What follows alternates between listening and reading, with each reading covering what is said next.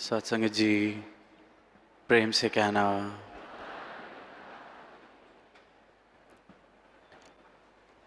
सत्संगत, ये जो 77वां समागम और इसका भाग बनने का अवसर हम सबको मिला है।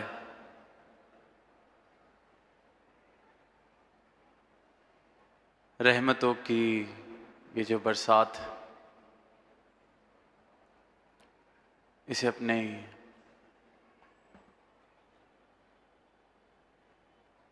जीवन में इस बरसात में भीगने का अवसर जो हमें मिला है, ये जो एक सीमित सा जीवन, सीमित सी हस्ती, उसका ये विशाल रूप जिसका विस्तार असीम है, उस सीमित सी हस्ती को भी ये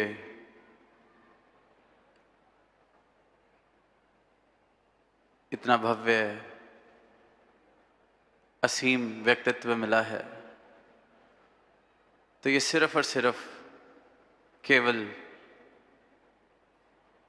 सदगुरु का परोपकार, सदगुरु की करुणा, और जहाँ आप सभी संतों ने इतने उत्साह से इस समागम में शामिल होकर अपना प्यार जाहिर किया है, पिछले चंद महीनों से सेवाओं में शामिल होकर अपनी श्रद्धा जाहिर की है, किस प्रकार जहाँ नज़र जा रही है वहाँ भक्ति रस, आनंद, खुशियाँ, खेड़े, लहर उठी हुई है इन सब भावों की। तो ये सिर्फ और सिर्फ जब जीवन में सत्य शामिल हो जाए, ये परमात्मा शामिल हो जाए, तभी मुमकिन है। एक एक महापुरुष, एक एक संत, एक एक बच्चा दिल के भाव रख के जा रहा है, और वो भाव इस प्रकार के पूरा का पूरा जीवन बदल सकते हैं अगर किसी के घट में, किसी के जीवन में वो शब्द उतर जाएं। क्योंकि वो शब्द सिर्फ कुछ रट लिए गए शब्द नहीं, वो जीवन बोल रहा है, वो जिंदा शब्द हैं। क्योंकि वो शब्द इस आत्मा से, इस परमात्मा का जब मिलन हुआ तो उसकी खुशी का इजहार, उस मिलन का इजहार करते हुए शब्द हैं। और निरंतर हर एक संत ने विस्तार, इस असीम की ओर विस्तार किस प्रकार किया जा सकता है, या इस विस्तार से मतलब क्या है, अपने अनेक सुंदर भाव सबने रखे, हम सबने श्रवण किए। और शुरुआत सबने यही कि सदगुरु के चरणों के द्वारा जब ये भक्ति जीवन में आती है, ये ब्रह्म ज्ञान जीवन में आता है, इस परमात्मा के दर्शन जब मुझे हो जाते हैं, तो वो पहली सीढ़ी, इस परमात्मा को जब मैं जान लेता हूँ, देख लेता हूँ, तो ये शुरुआत होती है। तो दास भी यही सोच रहा था कि सही मायनों में देखा जाए कि अगर ये विस्तार करना है असीम की ओर, तो इसका रास्ता स्वार्थ से गुजरता है। इस विस्तार की ओर अगर जाना है तो पहले स्वार्थ। अक्सर सुनते हैं स्वार्थ की परिभाषा कि बहुत स्वार्थी है, इसको सिर्फ अपनी पड़ी है, सिर्फ अपने बारे में सोचता है। पर इसी शब्द को अगर इस प्रकार देख लें कि स्वार्थ मतलब स्वयं का अर्थ, मेरा अर्थ, मैं हूं कौन, मेरा मूल अर्थ क्या है, ये सवाल जिसके जीवन में आया, स्वार्थ सही मायनों में जिसके जीवन में आया, अपने बारे में अगर कुछ सोचना ही है, अपने बारे में कुछ करना ही है, अपने ऊपर कोई परोपकार करना ही है, सही मायनों में स्वार्थी अगर होना है, तो जिस कारण ये तन मिला है, जिस कारण ये अवसर मिला है, इतना स्वार्थी मैं हो जाऊं कि इस कार्य को पूरा कर लूं जो सिर्फ और सिर्फ इस योनि में पूरा हो सकता है। इतना स्वार्थी मैं हो जाऊं कि इसका जवाब ढूंढ लूं कि मैं हूं कौन। खुद को जानूंगा तभी तो खुद के बारे में सोच सकूंगा, खुद को जानूंगा तभी तो खुद के ऊपर कोई परोपकार कर सकूंगा, कुछ हासिल कर सकूंगा। और इनकी कृपा से जिस जिसको भी स्वयं का अर्थ मिला है, जिसका ये स्वार्थ पूरा हुआ है, फिर उसका स्वार्थी होना सारी मानवता के लिए परोपकारी हो जाता है कि वो अपने अर्थ को, अपने मूल को इस प्रकार जानता है कि मोही तो ही मोही अंतर कैसा। खुद का अर्थ जानने के बाद मेरा स्वार्थी हो जाना या किसी ब्रह्म ज्ञानी का स्वार्थी हो जाना मतलब है कि सबका भला करो भगवान, ये मेरा स्वार्थ बन जाता है। तो ऐसा स्वार्थ मुबारक है जो स्वयं के अर्थ से शुरू होता है। इस सवाल से ही अध्यात्म, मुक्ति, मोक्ष की यात्रा शुरुआत। मैं कौन हूं,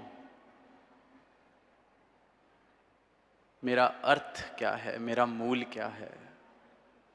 गौतम बुद्ध का जीवन देखते हैं, जब पैदा हुए अपने राज्य के राजा के इकलौते बेटे, तो उनको सिर्फ और सिर्फ सजावटें, सुनहरी चीजें दिखाई जाती थीं।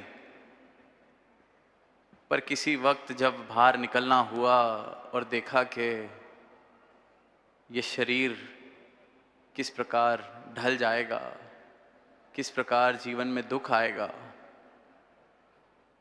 तो मानो कि जीवन से भरोसा ही उठ गया कि अगर इसे जीवन कहते हैं तो ये तो जीवन ही व्यर्थ है। इसे अगर जीवन कहा जाता है कि आज ये जोबन चढ़ा हुआ है और कल इसने दरिद्र हालत में पहुंच जाना है, तो ये जीवन ही व्यर्थ है। और बस वहीं से शुरुआत हुई स्वार्थ की, स्वयं के अर्थ की।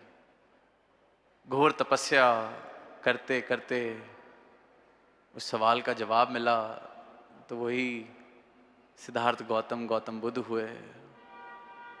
और सिर्फ एक सार उस बात का कि जीवन सिर्फ ये नहीं हो सकता निद्रा भोजन भोग भय, और उसके बाद सिर्फ और सिर्फ ये दुख, हासिल कुछ होना नहीं, बस एक दौड़ के बाद दरिद्र सी हालत में पहुंचकर इस यात्रा को पूरा करना। अगर यही जीवन है तो ऐसा जीवन नहीं जीना। इसके पार भी कुछ अगर है तो उसको जानना है। और हर एक संत ने, हर एक पीर ने, हर एक पैगंबर ने यही एक आवाज मानव को दी है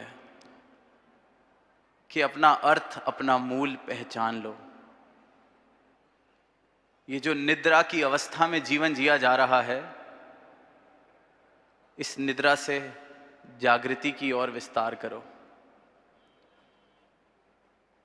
क्योंकि निद्रा में जो जीवन जिया जा रहा है उसमें हासिल कुछ नहीं होना। जितना हासिल करने का प्रयास किया जाएगा उतना ही दरिद्र खुद को पाया जाता है। कुछ हासिल नहीं लगना। वो जो शेर की पंक्तियां आती हैं कि उम्र दराज मांग के लाई थी 4 दिन, 2 आरजू में गुजर गए 2 इंतज़ार में।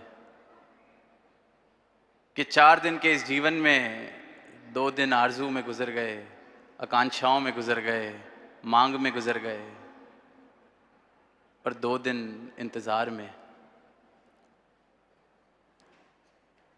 और जब नज़र घुमा के देखते हैं तो हर एक इंसान की ये हालत, हर एक जीवन इसी प्रकार निद्रा में चल रहा है, 2 दिन आरजू में, 2 दिन इंतज़ार में।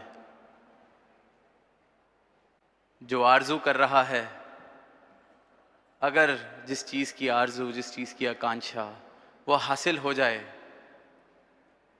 तो भी कुछ हाथ पल्ले लगता नहीं, तो भी व्यर्थ सा ही महसूस होता है, तो भी दरिद्र महसूस करता है।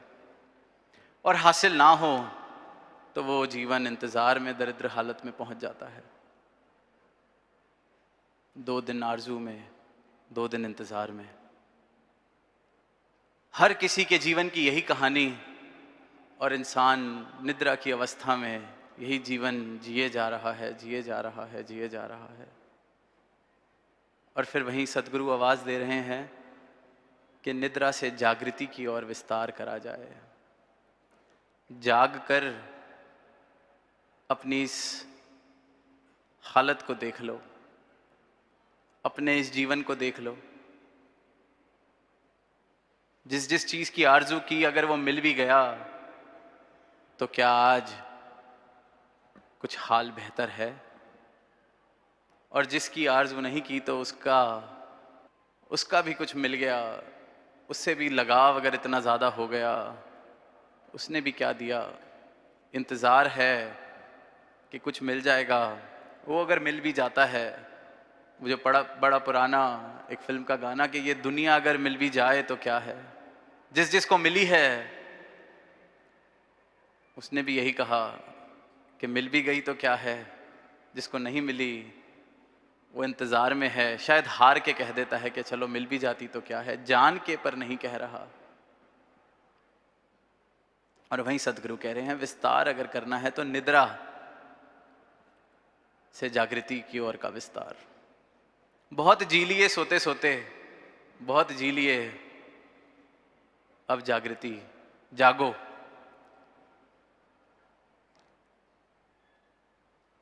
निद्रा की अवस्था इस प्रकार है कि मैं रोज वही गलतियां दोहराता हूं, आसपास हर एक इंसान वो गलती दोहराता है, वही जीवन जी रहा है, पर हम में से कोई भी उस चीज को देखकर बदल नहीं पा रहा, क्योंकि उसकी व्यर्थता का एहसास मुझे नहीं हो रहा है। और जब ये बात समझ में आने लगती है कि हासिल क्या हुआ, सिकंदर की मैं बात कर देता हूं, कह देता हूं, पर हासिल क्या हुआ? तो फिर वही बात कि उम्र दराज मांग के लाई थी 4 दिन। या तो आरजू कर रहे हैं इंतजार, हासिल कुछ नहीं। और निद्रा और जागृति में सिर्फ यही फर्क है कि निद्रा का जीवन मैं खुद को जाने बिना जी रहा हूं। जब तक मुझे मेरे मूल स्वरूप की पहचान ना हो जाए, जब तक इस मूल स्वरूप को, अपने अर्थ को मैं देख ना लूं, जान ना लूं, उसका एहसास ना कर लूं, तब तक जो जीवन जिया जा रहा है वो व्यर्थ, निद्रा का जीवन। और जब जागकर ये सच्चाई मेरे सामने आ गई, मेरा मूल मुझे मिल गया, मुझे मेरी पहचान मिल गई, अपना चेहरा देख लिया, तो समझो कि सवेरा होना शुरू हुआ है, आंख खुलनी शुरू हुई है। हम सब रात को जब सोते हैं अक्सर सपने भी आते हैं।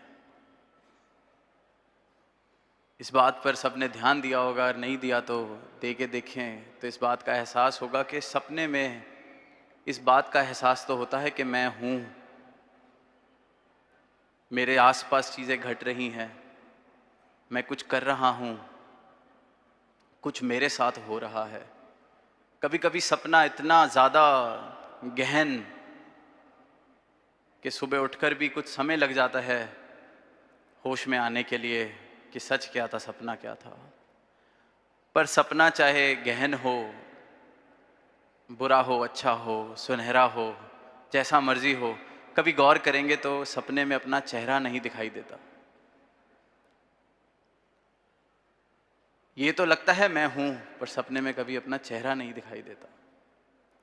अगली बार अगर इस बात का एहसास या अनुभव नहीं किया तो कभी सपना आए तो हम देखें तो सपने में अपना चेहरा नहीं दिखाई देता। और यही बात अध्यात्म में अगर देख लें, जो जीवन अपना चेहरा ना देखे बिताया जा रहा है, अपने असली रूप के एहसास के बिना बिताया जा रहा है, अवेयरनेस के बिना बिताया जा रहा है, अपनी ट्रू आइडेंटिटी के every moment that I'm living without being aware of my true identity, of my true self, is nothing but an illusion.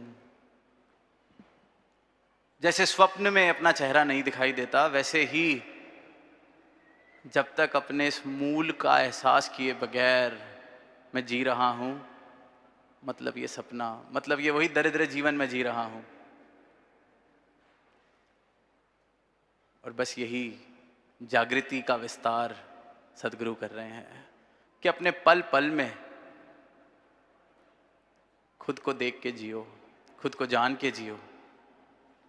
तुम हो क्या, तुम्हारा अर्थ क्या है, पूरी तरह से स्वार्थी होकर जियो। खुद को जान लो, पहचान लो।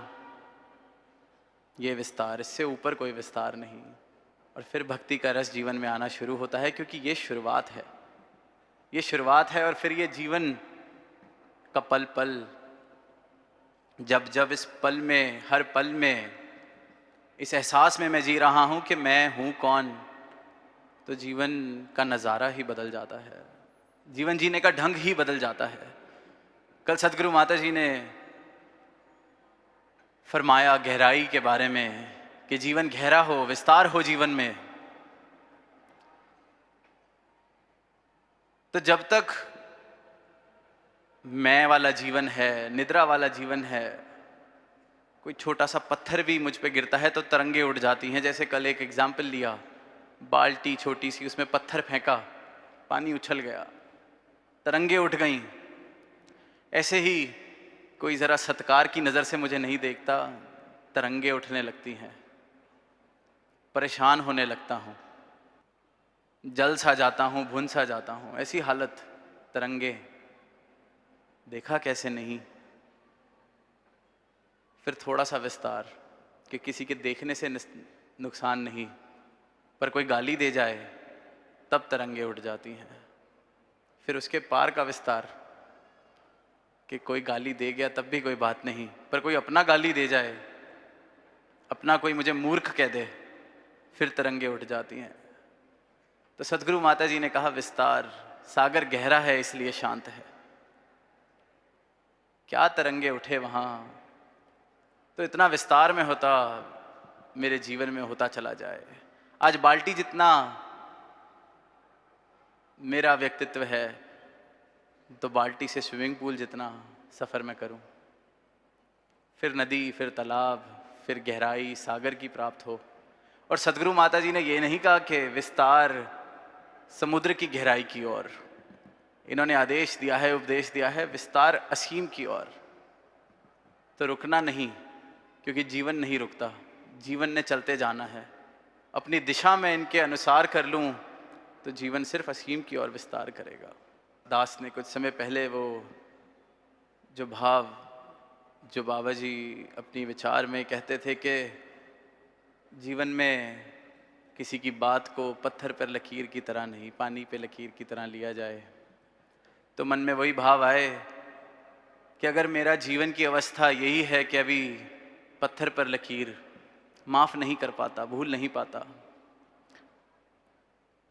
पानी तक पहुंचना मुश्किल लग रहा है कि पानी पर लकीर वाला जीवन कैसे मिले, तो पहले रेत पर लकीर की तरह पहुंच जाऊं।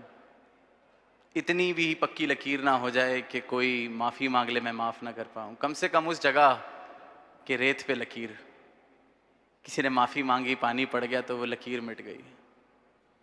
और वहीं से फिर मेरा विस्तार धीरे धीरे पानी पर लकीर की तरह, वही जैसे पानी पर लकीर लगाने की कोशिश की जाए, बनते बनते साथ ही मिटती जाती है। और फिर ये ऐसी कृपा करें कि असीम की ओर मेरा विस्तार हो जाए कि हवा पर लकीर पड़ती ही नहीं, पानी जितनी लकीर भी ना पड़े।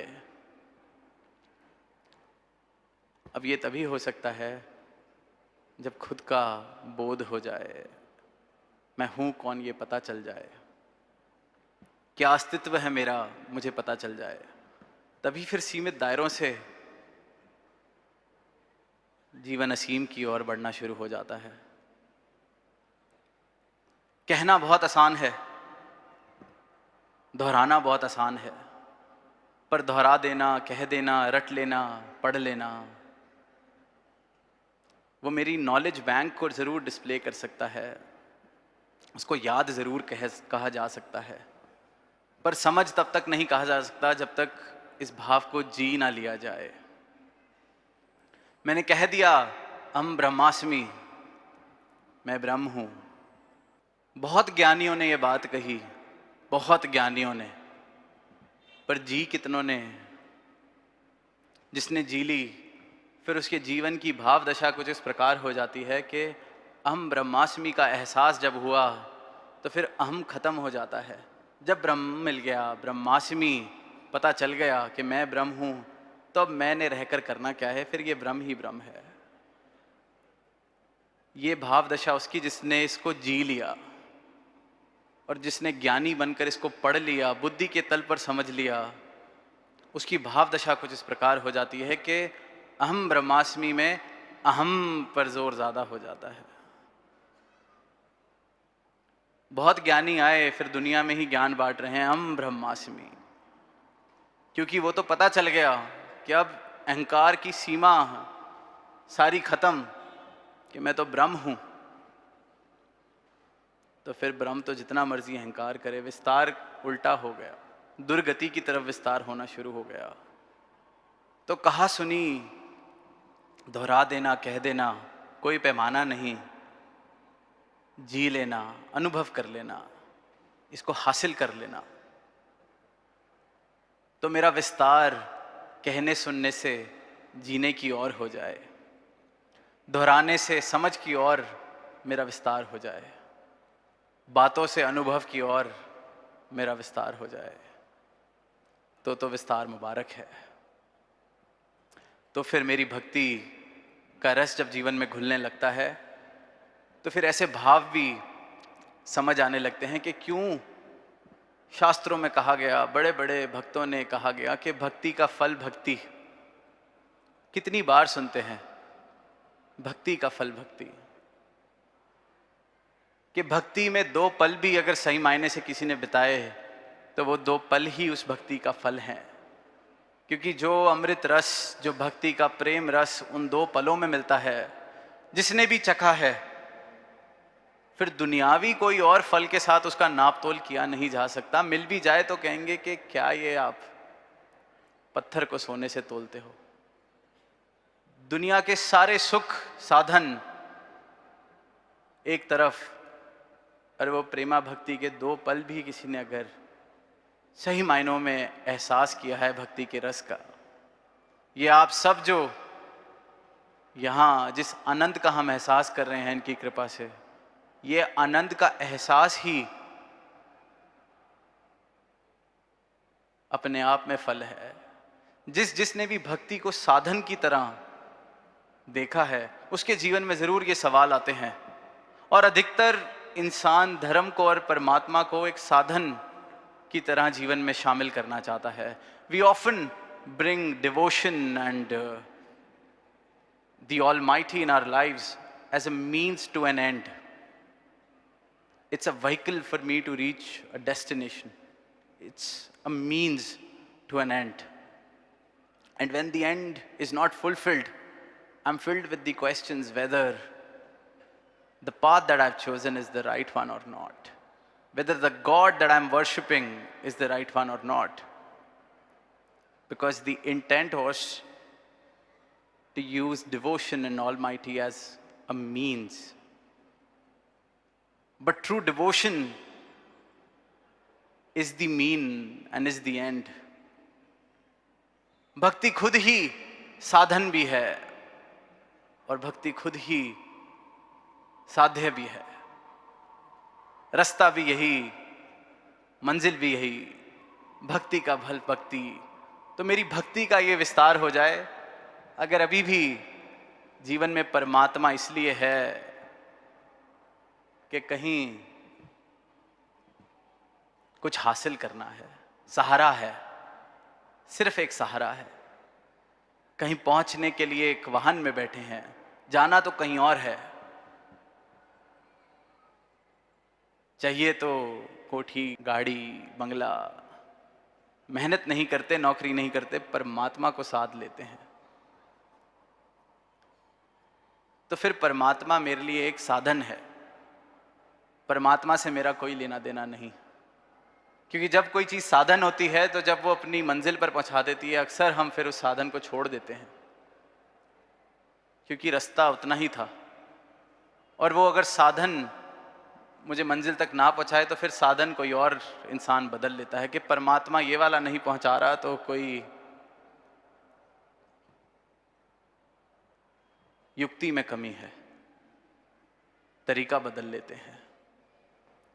तो भक्ति सही मायनों में भक्ति तभी है जब इस भक्ति को साधन की तरह नहीं, इस भक्ति के रस के लिए किया जाए। भक्ति का रस ही इस भक्ति का फल है। और जिसने भी आप संतों ने प्राप्त किया है, यही आवाज सारी मानवता को दे रहे हैं कि ये प्रेमा भक्ति के दो पल भी, ये एक तरफ और दुनियावी साधन से मिले हुए सुख एक तरफ, इनका कोई मोल नहीं, ये कहीं और से मिल नहीं सकते। और सदगुरु यही कह रहे हैं कि सब मुबारक है, बड़ी से बड़ी गाड़ी मुबारक है, बड़ी से बड़ी नौकरी, बड़ी से बड़ा पद मुबारक है, पर प्रेमा रस, प्रेमा भक्ति का रस जीवन में आ जाए, भक्ति का रस जीवन में आ जाए, तो फिर जीवन उस दरिद्र हालत में नहीं पहुंचेगा। जीवन फिर उस हाल पर नहीं पहुंच जाएगा कि उम्र दराज मांग के लाई थी 4 दिन। वही 2 दिन की मांगे, 2 दिन का इंतज़ार, यही कहानी बन के नहीं रह जाएगी। तो फिर ये जीवन मुबारक किस प्रकार बन जाएगा कि ये जीवन कहियों के उस सवाल का जवाब बनेगा कि मैं कौन हूं, किस लिए भेजा है। इस प्रकार मेरी भक्ति का विस्तार हो जाए कि साधन मात्र ना रह जाए, साधन मात्र ना रह जाए, याद मात्र ना रह जाए, जीवन अनुभव बन जाए। एक छोटी सी कहानी, बड़ी पुरानी, शास्त्रों में भी जिक्र, पुरातन जिक्र इसका होता रहा कि एक इंसान, बहुत धन संपत्ति जिसके पास,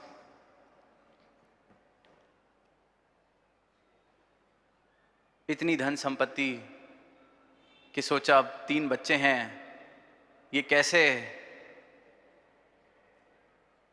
फैसला करूं कि कौन इसका संभाल कर सकेगा, इसका विस्तार कर सकेगा, कौन इतना लायक है, कौन इतना काबिल है तीनों में से। तो एक दिन तीनों को बुलाता है और एक एक पोटली तीनों को देता है और कहता है कि मैं चंद वर्षों के लिए एक तीर्थ यात्रा पर जा रहा हूं, 4 या 5 वर्ष बाद लौटूंगा, और इस पोटली में जो तुम तीनों को मैंने दी है बीज हैं, और जब मैं वापस आऊं तो तुमने मुझे ये बीज वापस करने हैं और बड़े ध्यान से इनकी संभाल करना और मुझे यही बीज लौटाना, क्योंकि इन पर बहुत कुछ निर्भर करता है। तो वो इंसान फिर अपनी यात्रा की ओर बढ़ जाता है और पीछे से 3 बच्चे अपने अपने हिसाब से जो भी उन्होंने उस पोटली के साथ करना था वो करते हैं। 5 वर्ष बाद जब वापसी होती है तो सबसे पहले सबसे बड़े बेटे को बुलाते हैं कि तुम्हें पोटली दी थी, मेरे बीज मुझे लौटाओ। तो कहते हैं ज़रा रुकिए, अभी लाया। घंटे 2 घंटे बाद वापस आता है और लगभग उतनी ही वज़न के बीज लौटा के हाथ में रख देता है। तो पिताजी कहते हैं कि ये वो बीज नहीं है। कहते हैं आप जो मुझे बीज दे के गए थे, बड़ा बेटा कहता है, उनकी संभाल कैसे करनी है, मुझे तो यही सूझा कि उनको मैं बाज़ार में बेचाऊं और जब आप वापस आएंगे तो उतने ही बीज आपके लिए तब खरीद के आपको दे दूंगा। पर उन्होंने कहा ये वो बीज नहीं, मैंने अपने बीज तुमसे मांगे थे। खैर कोई बात नहीं। दूसरे बेटे को बुलाया जाता है कि बीज लौटाए जाएं। कहते ज़रा रुकिए। वो 10 मिनट में वापस पोटली देता है हाथ में। पोटली वही की वही, पर उस पोटली में से अब दुर्गंध आ रही थी। तो वो खोल कर देखते हैं, बीज तो वही के वही होते हैं पर सड़ चुके होते हैं। कहता है ये क्या है, ये क्या हाल कर दिया इन बीजों का। तो कहता है आपने संभालने के लिए दिए थे तो मुझे और कुछ नहीं सूझा, मैंने तिजोरी में संभाल कर रख दिए कि आप जब आएंगे आपको वापस कर दूंगा। तो वो कहता है कि बड़े बेटे ने कम से कम जिंदा बीज तो दिए थे, तूने तो इनको साड़ ही दिया है। खैर कोई बात नहीं। तीसरे बेटे को बुलाया जाता है, मेरे बीज मुझे लौटाए जाएं। पिताजी कहते हैं, तो कहते हैं आइए मेरे साथ। घर के पास 2 कदम पर एक बगीचा दिखाया जाता है। कहता है ये रहे आपके बीज, अभी फूल बने हैं, कुछ समय में फल लगेंगे और फिर बीज दोबारा आएंगे तो मैं आपके बीज आपको लौटा दूंगा। पर जो बीज आप मुझे देके गए थे उनको लौटाने का यही एक तरीका था कि उनको बो दिया जाए, वरना वो सड़ जाते, क्योंकि वो तो जिंदा चीज़ आपने मुझे दी थी। अब 5 वर्ष बाद आप मुझे मिले हैं, मैं ही वो इंसान नहीं, मैं भी बड़ा हो गया हूँ, तो वो जिंदा चीज़ आपने मुझे दी तो बाज़ार में बेचना ठीक नहीं लगा, क्योंकि वो फिर वो बीज ठीक नहीं रहते, वो बीज बदल जाते, जैसे कि बड़े भाई ने किया। तिजोरी में रख देता तो सड़ जाते। और मैं आपसे बस यही माफ़ी मांगता हूँ कि वो यही एक माफ़ी कि ये वो के वो बीज नहीं और उतने नहीं, लाख गुना बीज हो गए, लेकिन ये बीज अपनी यात्रा में विस्तार कर रहा है। वो मैंने बोया, वो पौधा बना, फूल खिले, अब फल बनेगा और लाखों की तादाद में मैं आपको वो बीज वापस करूँगा। तो ये जो विस्तार है ये पल पल हो रहा है। जिंदा है, ये जीवन है तो ये चलता हुआ है। चलना किस ओर है, विस्तार किस तरफ करना है। खुद को रोक लेंगे तो सड़ जाएंगे। पानी गंदा, रुका हुआ पानी गंदा हो जाता है। संसार में बेचाएंगे तो जिस मूल के लिए मिला था, परमात्मा ने जैसा का जैसा भेजा था वैसा परमात्मा को लौटेंगे कैसे। एक ही तरीका है, विस्तार असीम की ओर। इनके चरणों में खुद को समर्पित कर दिया जाए, फिर वो पौधा बनाए, पेड़ बनाए, वापस फल, फिर वापस बीज। विस्तार ही विस्तार है। इस कुदरत में, इस कादर ने जो कुदरत बनाई है उसके भी हर कोने में विस्तार देखने को मिलता है। मानव ने किस ओर विस्तार करना है, किस तरफ बढ़ना है, इसी सवाल का जवाब सतगुरु अपने ब्रह्म ज्ञान से दे रहे हैं, अपने उपदेशों से दे रहे हैं कि ये चुनाव है। विस्तार दुर्गति की तरफ भी किया जा सकता है, पतन की तरफ भी किया जा सकता है, या फिर इस रूप में किया जा सकता है कि मुट्ठी भर बीज मिले और लाखों वापस किए। जैसे हजूर कहते हैं कि ये दुनिया जैसी आई है, जिस दुनिया में जैसे आए हैं इससे बेहतर इसको करके जाएं, ऐसा मेरे जीवन का विस्तार हो सके। तो भाव यही आते हैं कि मानव सुन तो ये बात रहा है, हम भी सुन रहे हैं, दोहरा रहे हैं, पर कहीं मेरी जीवन, मेरी अवस्था रटन तक ना रह जाए, पता चले कि बुद्धि के तल पर ही जीवन जिया जा रहा है। कहा तो जा रहा है जाग जाओ, पर फिर इंसान जागता क्यों नहीं? कहा तो जा रहा है कुछ हासिल नहीं होना, देख भी रहा हूं कुछ हासिल नहीं होता, फिर भी इंसान जागता नहीं।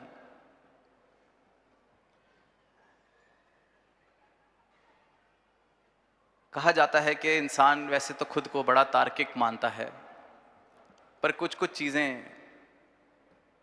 वो बिल्कुल तर्क से उल्टी करता है।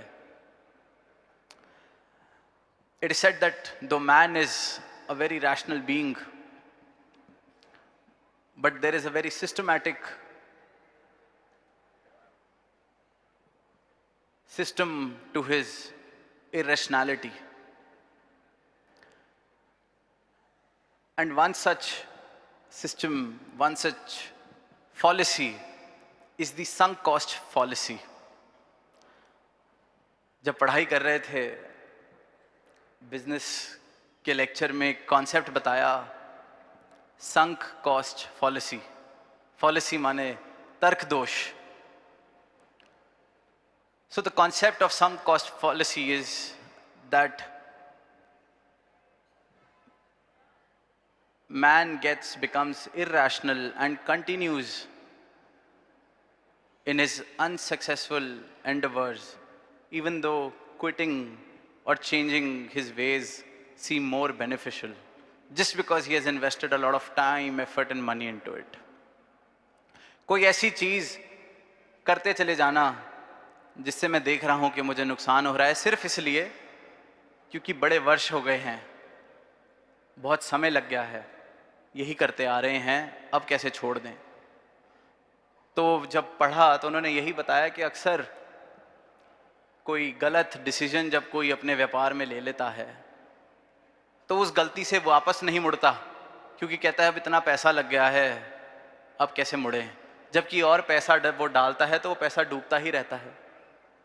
sunk cost fallacy. Just because I've invested so much, how can I not continue? Because I've invested so much time, resources, and now if I continue, I'm incurring even further losses. तो ये तो इसकी business application, वहीं इंसानों पर भी वो पूरी की पूरी बात बैठती है। और बड़े सरल से एग्जाम्पल में कहा कि कभी बाहर से खाना मंगाया, अब पेट तो भर गया है, पर इंसान कहता है कि पैसे खर्च के खाना मंगाया है, खा ही लेते हैं, पैसे वेस्ट हो जाएंगे। पेट खराब करना मंजूर है, अगले दिन खाना नहीं मंजूर या बांटना मंजूर नहीं, पैसे वेस्ट हो जाएंगे। तो इंसान यही करता है। फिर एक और बड़ा सरल सा उदाहरण, पिक्चर देखने गए, आधे घंटे में लगा कि बहुत ही खराब पिक्चर है, 2 घंटे बर्बाद हो जाएंगे, पर कहता है चलो 100 रुपए की टिकट खरीदी है, 100 रुपए खराब हो जाएंगे, तो इसलिए 2 घंटे खराब करने मंजूर हैं। तो कहते हैं इंसान चाहे जितना भी तार्किक है, पर उसके तर्क में कहीं अद्भुत से दोष हैं, जिसमें से एक दोष संक कॉस्ट फॉलिसी। इंसान रिश्तों में भी हम कई बार देखते हैं कि अब इतने वर्ष तो हो गए, अब कुछ और कैसे किया जाए, थोड़ा दुख और सह लेंगे। संक कॉस्ट फॉलिसी 10 साल से ऐसे ही चलता आ रहा है, अब 10 साल लगा दिए हैं, कोई बात नहीं। इंसान भी जीवन जब जी रहा है, हाथ पल्ले कुछ नहीं पड़ा, देख रहा है 50 साल की उम्र हो गई, 60 साल की उम्र हो गई, हाथ पल्ले कुछ नहीं, पर अब इतने वर्ष लगा दिए हैं, थोड़ा सा और ही सही। पता है जिस रास्ते चलता आ रहा हूं, जैसा जीवन जीता आ रहा हूं, कुछ हासिल करके भी हासिल नहीं हुआ है, पर अब इतने वर्ष लगा दिए हैं, अब तौर तरीके कैसे बदले हैं। परमात्मा को एक सीमित से रूप में देखता आ रहा हूं, देखा भी नहीं, जानता भी नहीं, परमात्मा परमात्मा करता आ रहा हूं। पर अब कोई सच की आवाज दे रहा है, पर अब इतने वर्ष लगा दिए हैं, अब तौर तरीके कैसे बदले? इतने वर्ष लगा दिए हैं। तो साथ संगत, इसी अवस्था से, इस तर्क दोष से उठाकर सद्गुरु जागृति की अवस्था बख्शते हैं। जैसा जीवन चलता आ रहा है, अगर ऐसे ही जीते रहे तो ये जीवन की बाजी हार जाओगे। हारते आ रहे हो जीवन की बाजी, 50 साल से, 40 साल से, 20 साल से, जितनी भी उम्र है, ये बाजी हारते जा रहे हो। ऐसे ही चलता रहा, एक वर्ष और, एक पल और ऐसे जिए तो वो पल भी हार जाओगे। ये जगा रहे हैं, पर हम कहते हैं अब 60 साल लगा दिए, कोई बात नहीं, शायद कुछ मिल जाएगा। बस ये जीवन की बाजी हारने से हर एक मानव को बचाने आए हैं। हम कहीं किसी तर्क दोष में न फंस जाएं, अपना विस्तार इस रूप में कर सकें कि वाकई ही जो भक्ति और भक्ति का रस मिला है, मेरा विस्तार इस रूप से हो सके, मेरे जीवन का विस्तार इस रूप से हो सके कि अरे मेरी भक्ति साधन बन के ना रह जाए, मेरी भक्ति संपूर्ण रूप में प्रेम, अनुराग, प्रेम का रस, भक्ति का फल, सिर्फ और सिर्फ भक्ति, ऐसा विस्तार मेरी भक्ति का हो पाए। इन्हीं भावों से दास इजाज़त लेना चाहेगा और यही अरदास सदगुरु माता जी के चरणों में कि दूर दूर से सारे संत पहुँचे हैं यहाँ, और जितने पहुँचे हैं उससे भी कहीं गुना आपके संत अपने अपने घरों से निरंकार रूप में आप जी के साथ अपनी तार जोड़े बैठे हैं।